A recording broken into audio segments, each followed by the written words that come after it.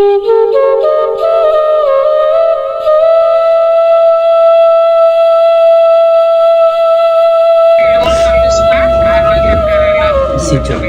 এরকমই এরকম 39-40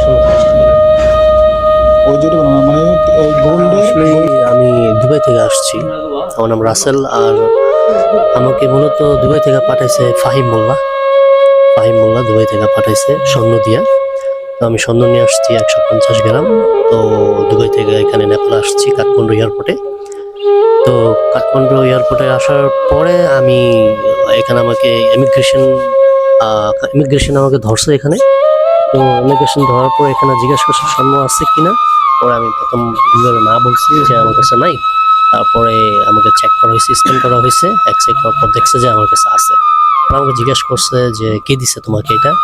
পরে আমি একবার বলি নাই, 2-3বার সময় বলছি যে ফাইন দিছে আমাকে। তো তারা এটা বুঝতে পারছে যে ফাইন দিছে আর কি। তো এখন অবশেষে আমি 10-15 দিন যাবৎ জেলে আছি, কাস্টডিতে আছি। খুবই সমস্যা আছি, খুবই অসুবিধা আছি।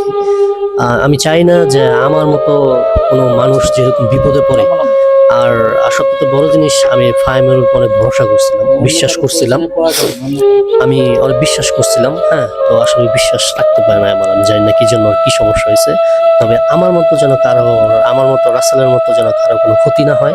আর বর্তমানে নেপালি টাকায় আমার 46 লাখ টাকা জরিমানা আসছে। আমার বাড়ি ঘর বিক্রি করলো, হ্যাঁ, আমার বাড়ি ঘর বিক্রি করলো 46 লাখ টাকা হইব না।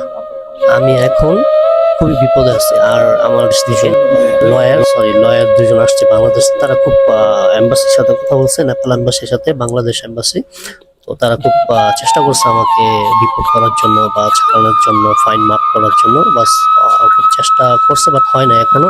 তবে অবশেষে একটাই, 46 লাখ টাকা দিলে ওনারা আমাকে ছেড়ে দিবে। আর না হলে 25 ডেজ পরে ওনারা আমাকে ওই আদালতে নিয়ে 10 বছরের কারাদণ্ড দিয়ে দিবে। এটি ফাইনাল আর কি। আর কি বলবো। আর সবাই আমার জন্য দোয়া করবেন। আসলে আমি আমার জীবনে আমি কারো 1 টাকা মাইরে খাই নাই। হ্যাঁ, আমার এরকম রেকর্ড নেই আমাদের গ্রামে। আর আমার সাথে এরকম হয়ে গেছে। যাই হোক, আমার জানি এরকম করছে আল্লাহ, যে তার দুনিয়াতে বিচার করে আখেরাতেও বিচার করে। আজকে রাসেলের মতন যারা আছেন তারা সাবধান হয়ে যান। এইসব ব্যবসা করা যাবে না।